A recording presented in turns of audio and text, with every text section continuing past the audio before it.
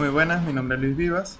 A lo largo de estos videos le vamos a estar hablando de las generaciones de la computadora y yo voy a dar la introducción con la historia de la computación. El Electronic Numerical Integrated Computer, más conocido como ENIAC, se considera a menudo como la primera computadora de propósito general, aunque ese título le pertenece en realidad a la computadora alemana Z1. Era totalmente digital, es decir, ejecutaba sus procesos y operaciones mediante instrucciones en lenguaje máquina, a diferencia de otras máquinas contemporáneas de procesos analógicos.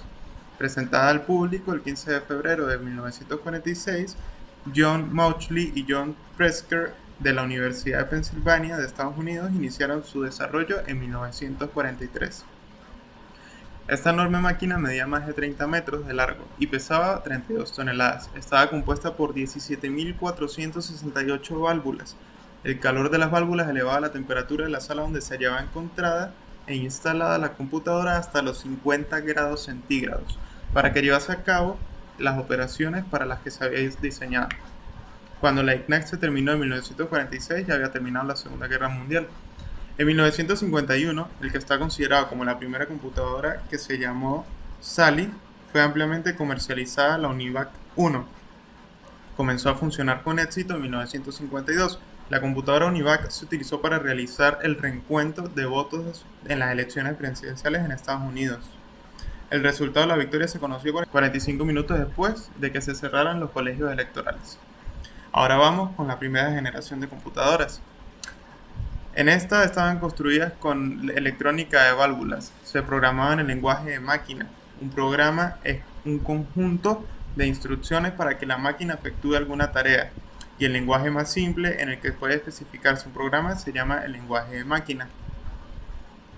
En 1946 la ENIAC considera a menudo como la primera computadora digital en la historia. No fue el modelo de producción, sino una máquina experimental. Tampoco era programable en el sentido actual.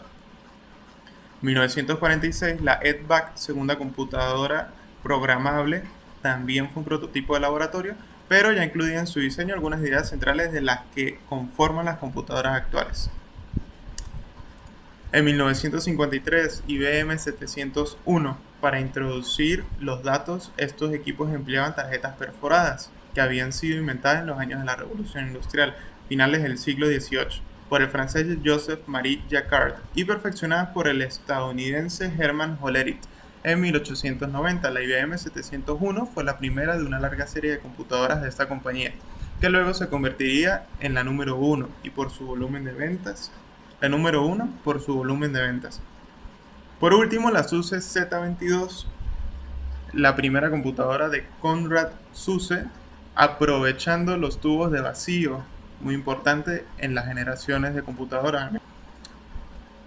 El procesador de la UNIVAC pesaba más de 30 toneladas. Él requería el espacio completo de un salón de 20 por 40 pies. Seguiremos contando acerca de las demás generaciones.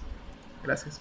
Hola, soy Christopher Cortés y le voy a exponer sobre la segunda generación de la computadora. Esta comienza a partir de los años 1954 hasta 1964, trayendo consigo innovaciones muy importantes para esta época, la cual sería cambiar las válvulas de vacío por un dispositivo electrónico semiconductor que entregaba una señal de salida en respuesta a una señal de entrada. Este dispositivo se conoce como transistor. También otra innovación por parte de esta generación fue que programaban en nuevos lenguajes llamados lenguajes de alto nivel. El primer transistor de alta frecuencia fue creado por John Taylor y Richard Williams, capaz de operar a señales de hasta 60 MHz. Luego, Schislech y Picor usaron esos transistores en sus circuitos y también para las computadoras de alta velocidad de esa época. Algo a destacar es que IBM vendió por un valor de 1.960.000 su primer sistema de disco magnético, el Rackman, el cual podía guardar 5 MB de datos. Aparte de esto, el primer lenguaje de programación de propósito general de alto nivel, conocido como Fortran, también estaba desarrollándose en la empresa IBM alrededor de este tiempo. En 1958 aparece por fin el primer ordenador de la segunda generación de computadoras, elaborado en los laboratorios Bell, cuyo nombre le pondrían TRADIC. Estaba hecho de transistores de memoria de núcleo finito. El computador TRADIC era capaz de ejecutar alrededor de 1 millón de operaciones lógicas por segundo y utilizaba lenguajes simbólicos como COBOL y el anterior mencionado Fortran. Lo mejor de todo era que requerían menos de 600 watts para funcionar, lo cual era más rentable que lo de las computadoras de tubos de vacío. Gracias a estos lenguajes de alto nivel, La Marina de los Estados Unidos desarrolla el primer simulador de vuelo en esa época. Luego, en 1955, el conocido Mark Williams inventa una serie de instrucciones o estructuras de datos implicados en la implementación del lenguaje de máquina de nivel más alto de muchos procesos, a los cuales se le dan nombres como microcódigo. Gracias a este invento por parte de Wilkes, se simplificaba mucho el desarrollo de lo que sería la CPU. También, en ese año, IBM utiliza una lámina hecha de cartulina que contiene información que forman perforaciones en código binario. Se le conoce como tarjeta perforada. Cabe destacar que estos fueron los primeros medios utilizados para ingresar información e instrucciones en una computadora en esos años. En 1960, IBM lanza un computador en el área de computadoras científicas, el cual sería Mainframe IBM 1920, que estaba con el papel perforado, las tarjetas perforadas, y este computador probó ser una de las científicas más populares y vendieron 2.000 unidades aproximadamente. Dell crea su propia máquina orientada al uso personal técnico en laboratorios para la investigación, conocido como PDP-1, el computador más importante de la creación de la cultura hacker en el MIT, en el BBN y en otras partes. Aparte también fue el hardware original donde se jugó el primer juego, Space War, que se crea en el Instituto Tecnológico de Massachusetts por Steve Russell alrededor de 1962. Sin duda alguna, el inicio de un área muy importante como lo son los videojuegos. Para finalizar esta generación, el IBM en 1964 anunció la serie 360, que fue la primera familia de computadoras que podía correr el mismo software en diferentes combinaciones, velocidad, capacidad y precio. Otras computadoras que salieron en esta generación fueron la Pilco 212, la Univac, la Control Data Corporation modelo 1604 y su seguida serie 3000. La IBM mejoró la 709 y lanzó al mercado la 7090 y entre otras cosas, otras computadoras. Entonces, esta generación, las computadoras se reducen de tamaño, son de menor costo, aparecen compañías y las computadoras eran bastante avanzadas para su época, como la serie 500 de Bose y la Atlas de la Universidad de Manchester. Gracias. Ahora, la tercera generación de computadoras, conocida como la más corta de todas las generaciones, pero trae con ella una de las innovaciones más importantes e históricas para su época, lo cual sería un pequeño bloque de material semiconductor en el que se crea un circuito funcional. A esto se lo conoce como pastilla de silicio, en los que se colocan miles de componentes electrónicos en una integración en miniatura. Los creadores de esta pastilla no fueron ni más ni menos que Jack Kilby y Royce Noyce, ya que el primero ganaría un premio Nobel en el año 2000 y el segundo por haberle dado a Silicon Valley este nombre. También se le conoce al alcalde de Silicon Valley. En 1964, IBM anunció el primer grupo de máquinas construidas con circuitos integrados, que recibió como nombre de serie Edgar. Estas computadoras de tercera generación sustituyeron totalmente a los de la segunda, introduciendo una nueva forma de programar que aún se mantiene en las grandes computadoras actuales.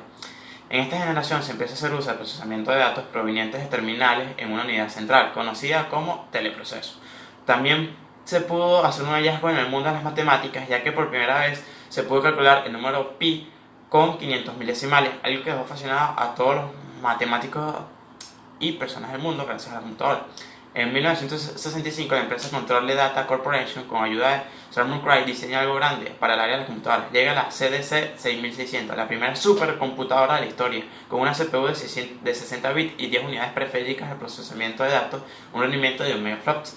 Seguía la computadora más rápida del mundo entre los años 1965 y 69. La supercomputadora es utilizada principalmente para la investigación de física de alta energía nuclear. Por último, a esta generación también llegaron las mini computadoras, que fueron no tan costosas y con gran capacidad de procesamiento. La mayoría reconocida fue la PDP-8, la primera minicomputadora comercialmente exitosa con más de 50.000 unidades vendidas. Fue creada por Digital Equipment Corporation. Y también se encuentra la que llegaría a la PD-11, que fue la primera minicomputadora en interconectar todos los elementos del sistema, como el procesador, memoria y periférico, en un único bus de comunicación bidireccional y asíncrono. Entonces, en esta generación, las computadoras se reducen aún más de tamaño, son más ligeras, más eficientes, consumen menos electricidad, por lo tanto generan menos calor. Emerge la industria del software. Esto hace que lleguen a supercomputadoras y minicomputadoras que hacen uso de las más innovadoras tecnologías. Cuarta generación de computadoras.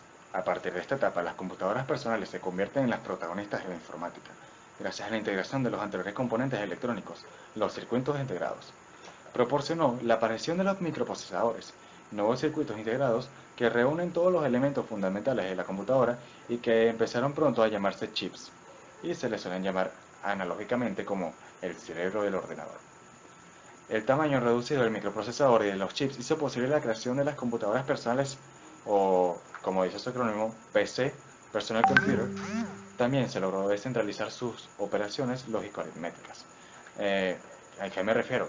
Que en vez de ser simplemente unas para operaciones matemáticas, otras como de administración, sino que se hizo más general el uso de las computadoras, pudiendo utilizarse para cualquier, mm, para aplicarse en cualquiera de estas áreas.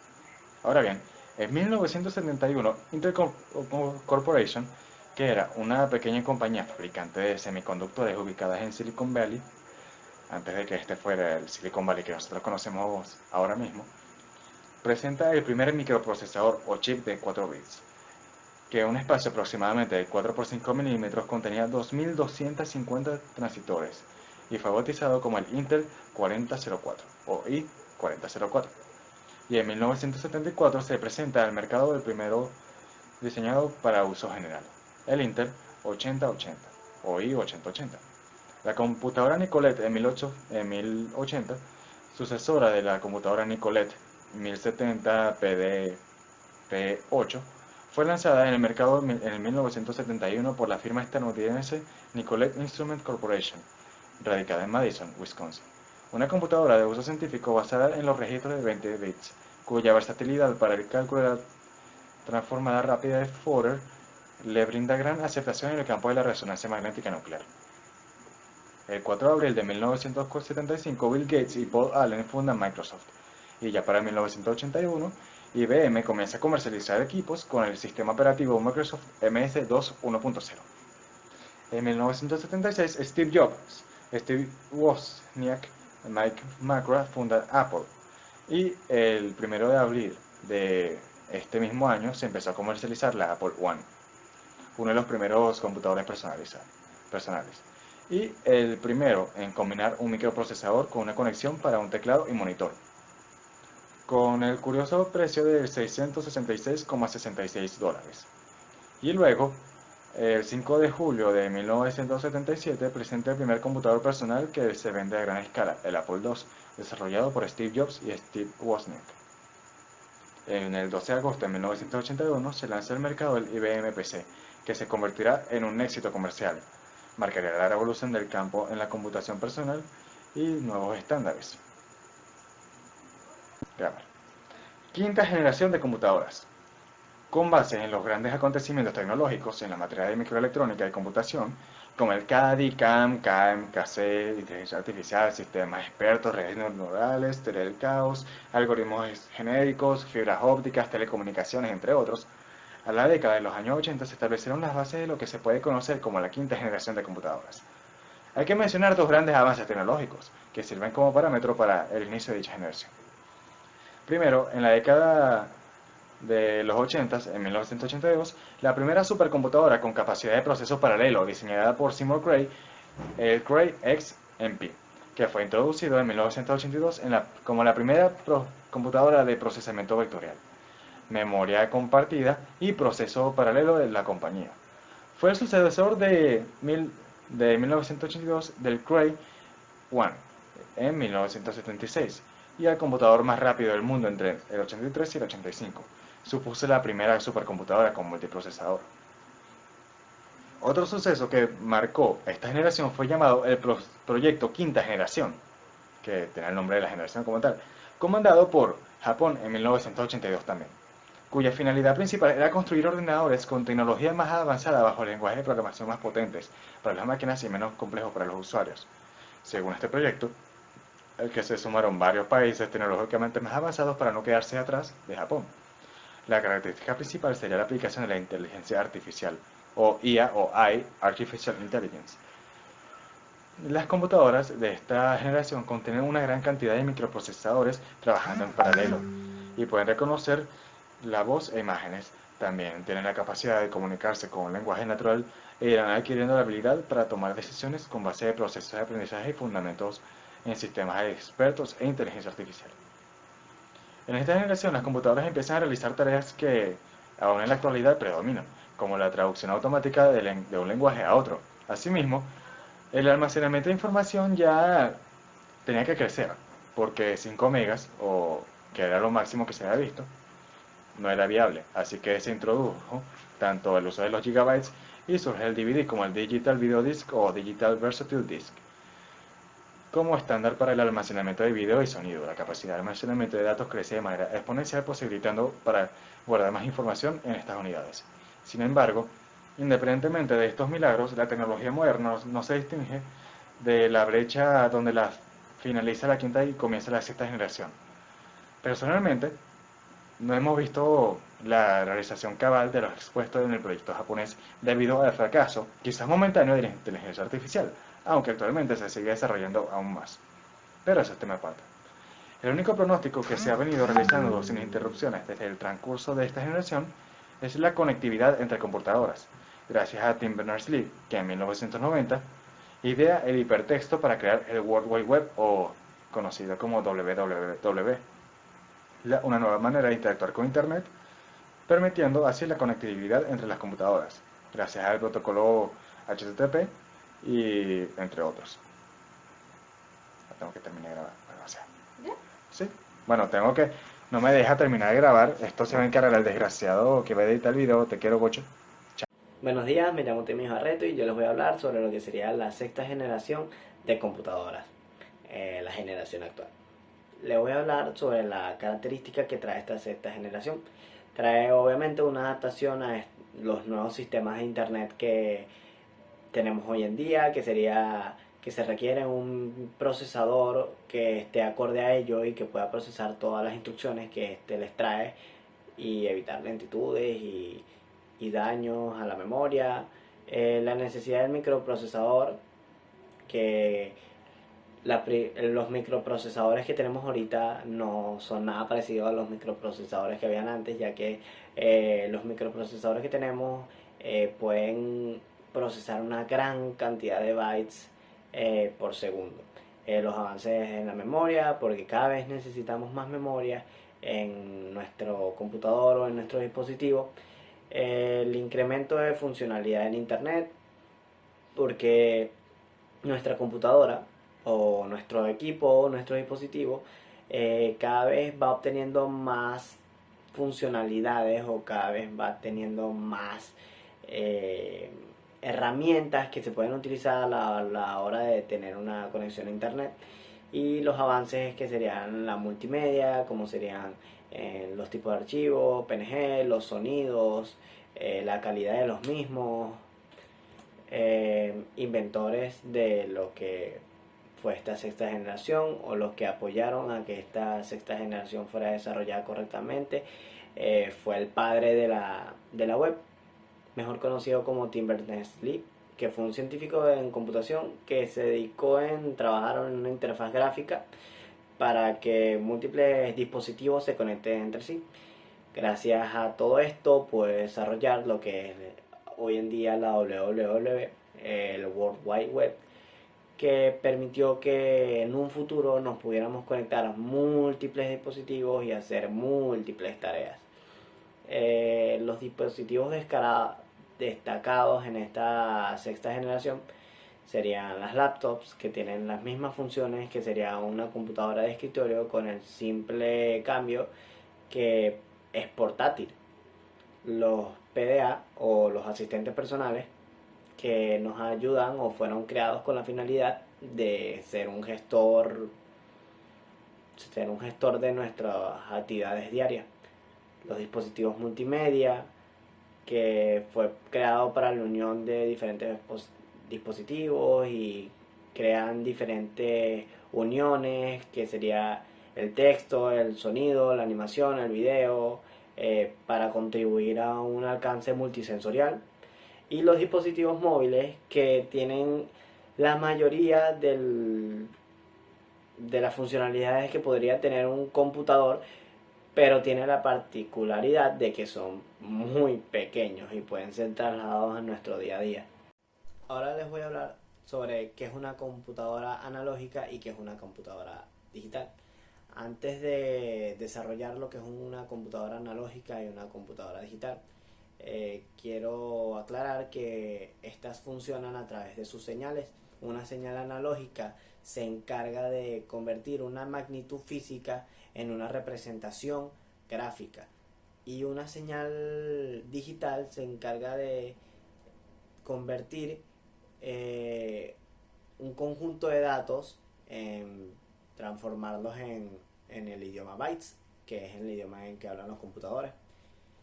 Una computadora analógica está armada por diferentes mecanismos, sean electrónicos o mecánicos, y resuelven un tipo de problemas o están orientados para resolver un cierto tipo de problemas que las computadoras digitales no podrían.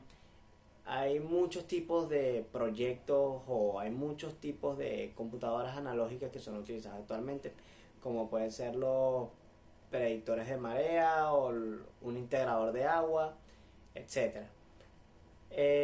Luego está lo que es la computadora digital. La computadora digital es lo que usamos actualmente, lo que conlleva la sexta generación de computadoras y todo su desarrollo, que son las computadoras que se comunican a través de bytes. La diferencia del sistema de bytes al sistema analógico es que es mucho más rápido y funcional y puede ser programable. ¿Qué beneficios tiene que un computador sea programable?